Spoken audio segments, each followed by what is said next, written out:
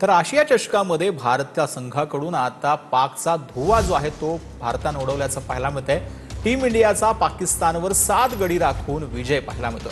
कर्णधार सूर्यकुमार यादव यांनी नाबाद 47 धावा केलेल्या आहेत, तर अभिषेक शर्मा, टिळक वर्माच्या प्रत्येकी 31 धावा पाहायला मिळतात। फिरकीपटू कुलदीप यादवनं 3 तर अक्षरनं 2 विकेट ज्या आहेत त्या घेतलेल्या आहेत आणि पाकिस्तानचा धुव्वा उडवल्याचं पाहायला मिळतं।